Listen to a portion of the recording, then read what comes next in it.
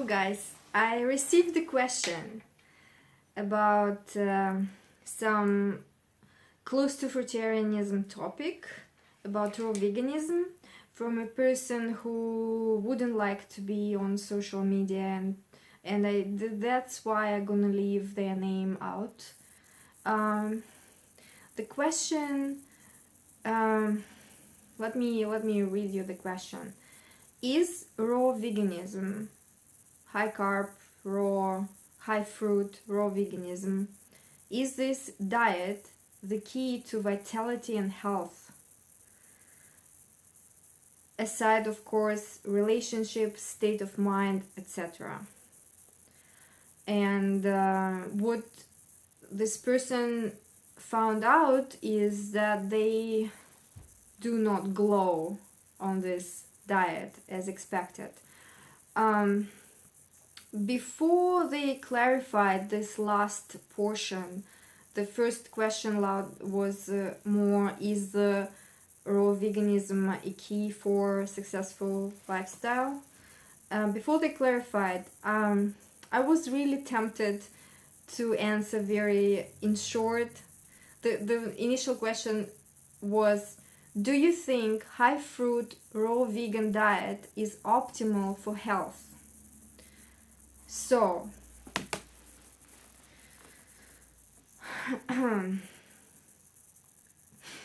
it's a very difficult question, not only for me, but probably also for anyone, even a doctor, even a scientist and in biochemistry, any specialist and dietitian, because there is not enough information, not enough research on which we can rely properly and surely to know what's the best for our particular body in our particular stage of life, age, in our environment. What can we do with fruit, for example, and vegetables that come from these particular types of soils, and a few other reasons. So I don't think anyone actually would be able to say just yes. I hope they won't, because I do believe there are people that would say yes immediately. Absolutely, I do believe that everyone should go raw vegan, high fruit. Well, if we assume, of course we're gonna put away relationships, state of mind and other factors in life, for example like happiness because you won something significant for you, or that you're very well set financially, or that something exciting happened to you in your life, which can give you a lot to your health and uplift, and that you love in a relationship and all that. So we're gonna just avoid talking that. We're just gonna concentrate on diet related to health, right? So we cause and effect relationship between these two. A raw vegan diet with high portion of fresh fruit and the health outcome.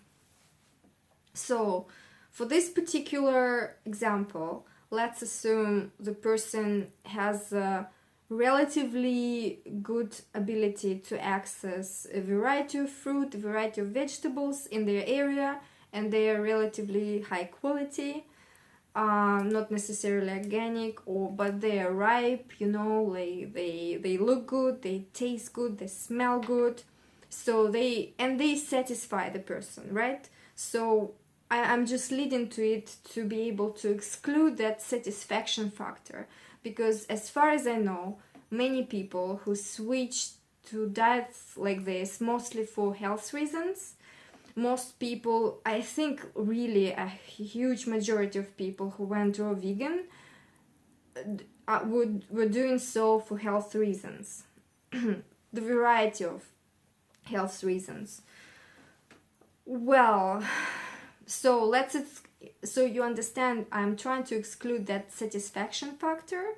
For example, you not feel satiated or you need to eat too much, or you need to go shopping too much, right? So that lifestyle changes and the feeling of satiation, as we most of us used to receive from, for example, cooked starches, it's not there anymore. Because according to my experience, my personal experience, and it's a little bit partially confirmed from other people who eat lots of raw food, the satiation feeling on, for example, fruit is different than on other foods.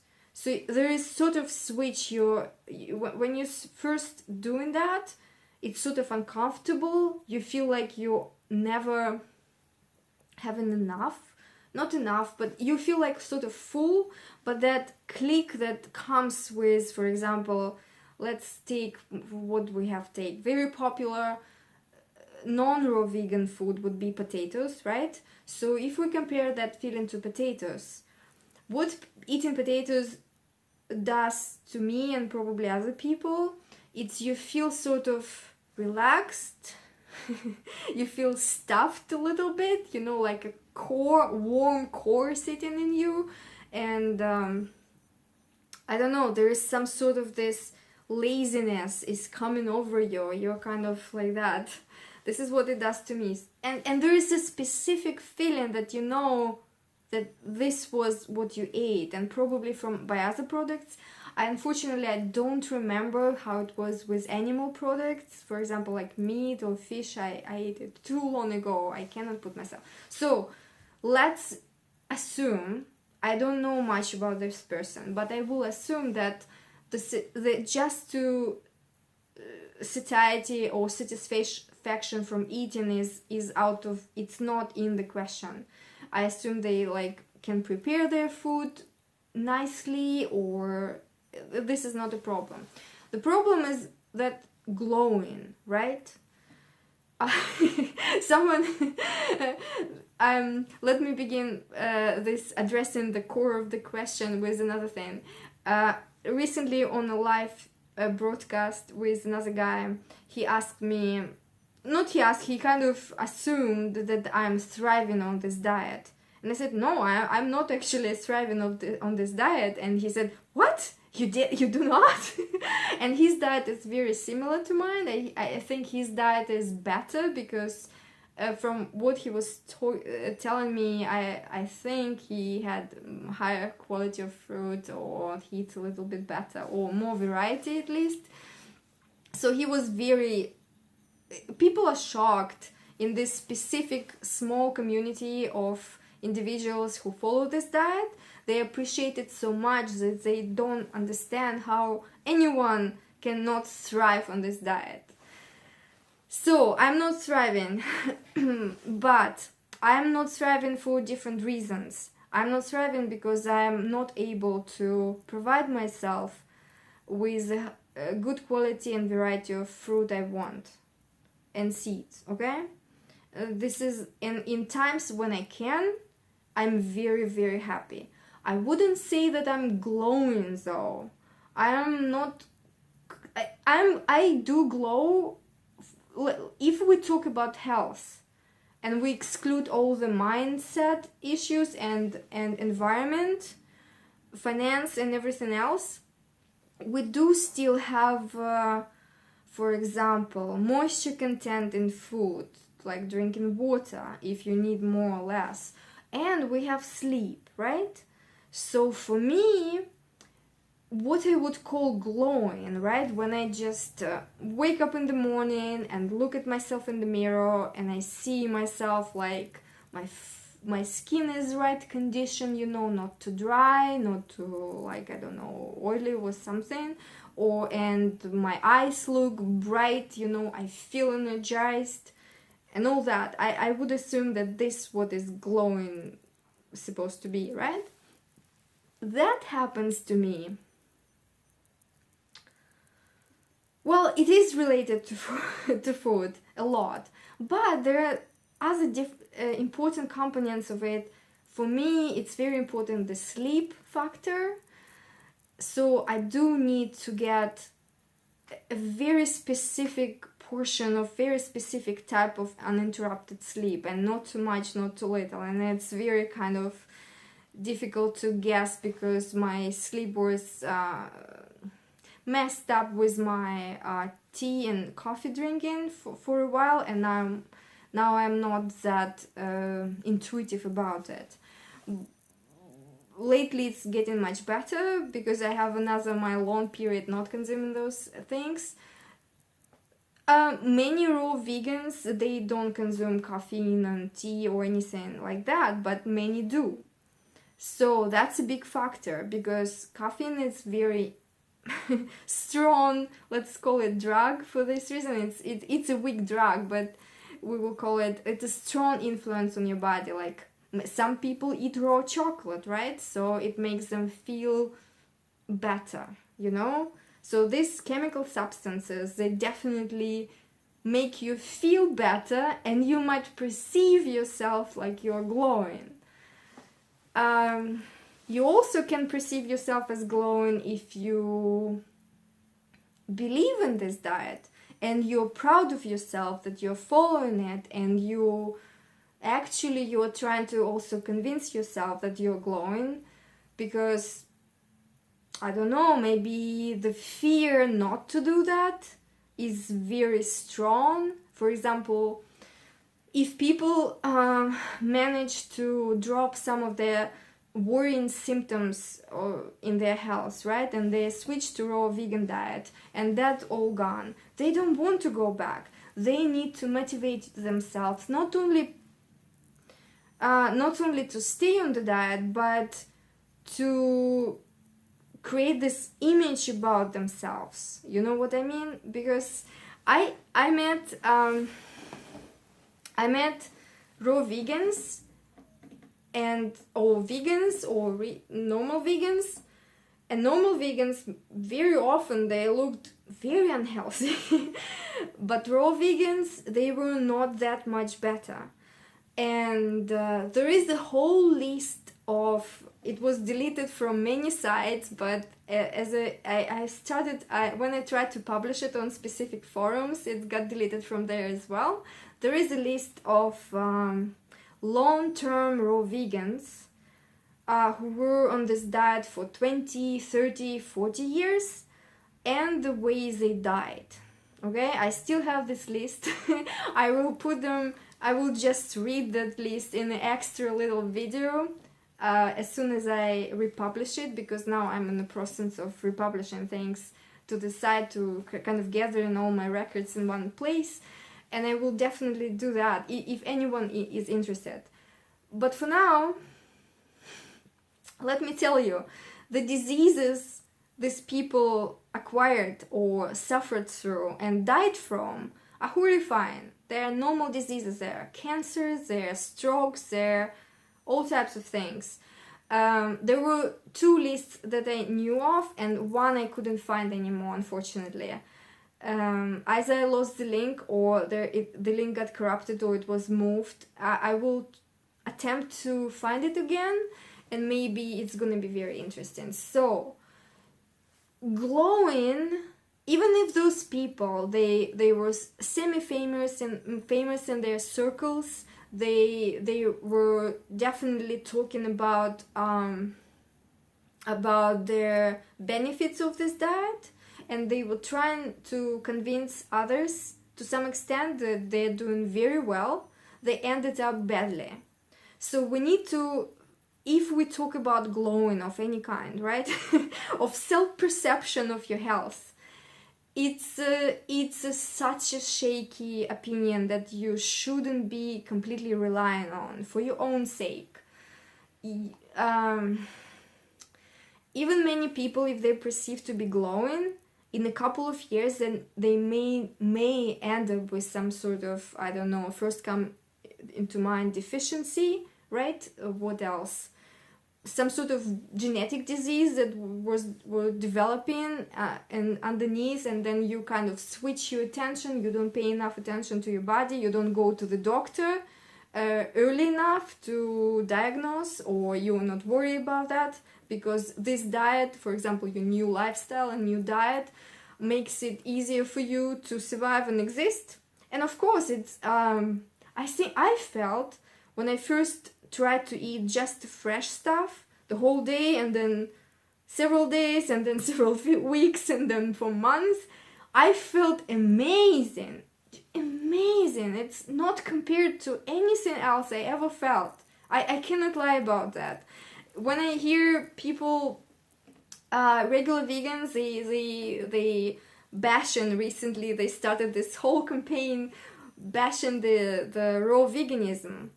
But what is there to I understand that it's maybe unsustainable, the 100% raw veganism, or it's not very affordable, or it's not for everyone, and all other issues. But only fresh food is full of phytonutrients. Also, thermal high temperature treatment kills lots of vitamins, and there are some elements produced. I published a few articles about that on my site recently. I will create extra short videos about that. But there is definitely a benefit. There are tons of studies nowadays that suggest very strongly that a high percentage of raw, fresh fruit and vegetables in your diet is strongly associated and probably causing the longer and healthier lives. We cannot look away from that. We cannot say, I cannot even believe when people argue that eating baked potatoes is a higher value as eating like a couple of apples, for example, instead of that, or a few. They just, I watch many videos like that, so I cannot agree with the mainstream vegan side, those who are so strongly opposed to raw veganism. Because I know how I feel on raw veganism. I'm not a raw vegan by definition, because I do eat some temperature treated foods, and even the raw vegans nowadays who do that, they sometimes don't realize that what they eat is not raw. For example, many raw dishes that you can buy commercially, even in supermarkets that had sections for raw food, or cafes, for example, the cakes, lots of it uses, for example, cashews, right? They are never raw. Also, lots of time the dry fruit used, for example, like dates, they are not raw, they are temperature treated usually. For mass production, most dates are temperature treated. It's not a raw food by definition. So, let's go back to this. Okay, so if we're comparing the maybe you have watched videos, one video actually, or maybe two, a natural vegan. I like her channel very much. I disagree only with few things he's passionate about, but this one I probably would disagree, because after watching the video when she was making points against raw vegan diet high on fruit, they were all good, but her main reason not to do that, it's because it was not matching to her situation. And when I listened to her recent videos, she went through pregnancy. I think she's a young mom now. How little fresh stuff is she eating? It's mind-blowing. She went from a raw vegan high fruit diet to relatively healthy veganism, but with so little fruit. It's just like she ignores the whole research on fresh fruit and vegetables in your diet. I don't know, she must know about phytonutrients and many other things. For some reason it doesn't fit her lifestyle, but she is glowing. I would say she looks wonderful, and she is very relaxed. Her mind seems to be like reflecting her very nice condition of her body. There is nothing strange going on, I think she's happy. And she's not eating raw vegan high fruit diet. She eats like a couple of apples a day, or a little bit some cooked vegetables. That's it. You know, I think she based on starches, and also she eats lots of fats, and she maintained pretty decent body weight. She went through pregnancy, and she's happy. She feels well. She feels good. She's doing well. So let me repeat to myself. Is this diet a key to vitality and health? If it's a key, it's not the only one, okay? If it's a key, your body might not be the receptor of the key. The key might not fit exactly to your body. You know what I mean? It can crack there a little bit, or don't go the whole way around. And you shouldn't push it. What I would do, this person seemed to be already for quite a while on this diet, and they know what they're doing, and they seem pretty confident and pretty informed. I don't know. What I would do, I would try the varieties, and I would try very gradual change, which I can control and make my judgments upon. For example, if I don't feel like I'm glowing, meaning that I'm not like doing excellent, no, I'm not that energized, I don't like how my skin looks, I don't like how my eyes shine, you know, I would make some changes, and I will make a plan which changes I would make. I would try a variety of things. For example, if you have an idea that maybe you are missing some sort of, maybe essential fatty acids, right? Research that, try to add, for example, more, I don't know, flax seeds or whatever, chia seeds, or maybe some other products, one at a time. So you make one change at a time, and you just observe yourself for 2 weeks. Sometimes it's 2 weeks even not enough. It should be months, but sometimes 2 days is enough. For example, sometimes I notice only after a couple of days that how much better I feel including that type of thing. And if I continue to do it, I confirm that for myself. It's very important to confirm for yourself, because there are so many factors that contribute to our how do we feel, how do we glow, that we need to make sure that you're on the right path, right? And the same thing should be when you try to remove ingredients out of your diet. It might be that something in your diet makes you feel not good enough, you know?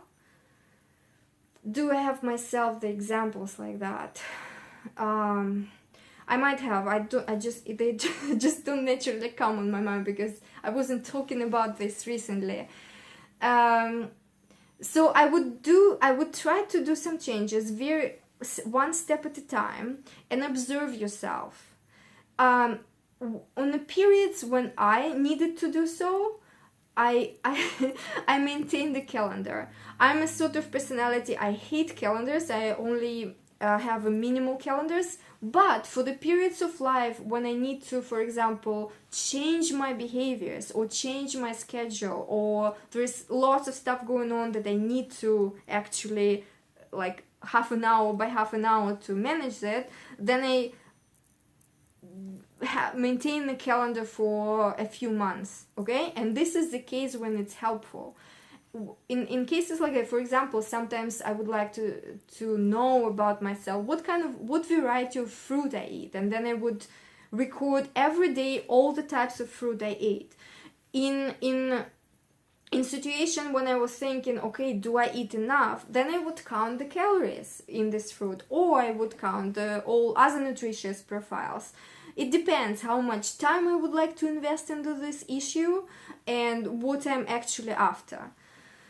And I would strongly suggest to keep some sort of a record just to not rely to your actual feelings and memory too much. You know, if you have a record, you can look back and think, okay, oh, that week I was eating this as this type of food. Also, what helps me, I am not suggesting it because many people, it's just not well tested in research, but what helped me, because I eat mostly fresh fruit, and I enjoy a lot eating one fruit at a time, one type of fruit at a time, I would purposefully, on purpose, narrow my diet for a week. So I would eat only one or two types of fruit, and if I talk about fruit for me, this should be, for example, maybe one or two dishes for you, and they should be very simple, that you can understand. If you do that for a week or two, how do you feel, okay? And then on the next week, maybe exchange one element, or remove one, or switch completely.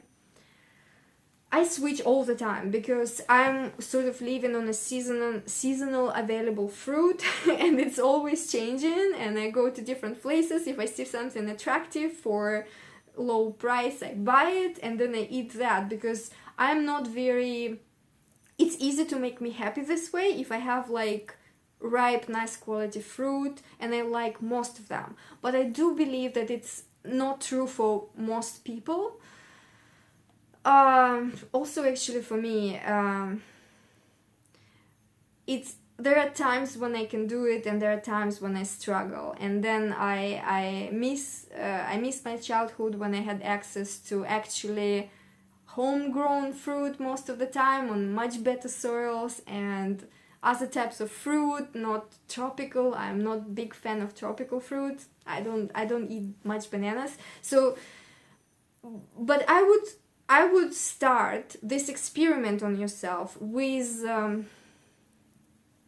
your favorite foods. Like, if these foods are in the season, I would create myself what I like the most, you know, and sort of a little bit trust in your body that if you like it, maybe there is something to it. It's not all the time the case, but it might be for you. So try that and see how do you feel. Then isolating only one element can bring you to sort of, I wouldn't call it disbalance, but you know, you can miss the situation when this product or this food you eat in combination with another food can be optimal for you and very satisfying. So I would try maybe that, a little bit different combinations which you like, you know, that gives you most. I would probably, if you question the raw aspect at this point, I would probably add a little bit of other foods, maybe a little bit of cooked, you know, like maybe start with I don't know, steamed vegetables of some kind, like broccoli, right? If you like broccoli, steam the broccoli, eat broccoli, or add peas to your diet. I love peas, and this is what I recommend because I just it's a very good protein score and all the other things. They are not raw too, because even if you buy them frozen, then it's not a raw food. Most frozen foods are not raw food. And so I hope I make myself clear. You need to research yourself, but not only rely on feeling of glowing, that can, because many factors can contribute to that, but go with your records and make your experiment a little bit longer, not only a few days, because your food also influences the whole world inside of you, your microflora, and it takes time to rebuild that. But because you're already following this diet for quite a while, you will probably have more or less the same set of microflora, because they found big differences in it among people who do consume lots of animal products and who do not. There haven't been lots of research done within the categories of food for people who do not consume much animal foods. So we cannot rely on science that much yet, so we need to sort of experiment ourselves and believe in our judgment. So, and to make this more reliable, the results of our self-research, we should keep the record. Also, on another hand, I must tell you that sometimes doubting something, for example, reading a book that suggests that, for example, veganism is very deficient, or someone is paleo diet propagator or motivational speaker would tell you that, you know, you're missing that and that can take away from your glow. You see, I understand you ask me to not to take into consideration the mindset, but feeling the feeling of glowing and well-being includes a lot of your mind, so it's very difficult to separate. That's why we need to outsmart ourselves and keep some record. You know what I mean? So, I'm talking for too long now. I've been talking for over half an hour. So I hope I at least started the conversation. I hope I at least presented how I would think and approach it. And if you, yes, I don't know, at this point, I could talk a lot, you know, but I'm not quite sure at this point that I'm going the right direction for you to answer this particular question. Maybe the clarification of the question would help me, and then I will extend it. Okay? So thank you. I hope something was useful here. Bye.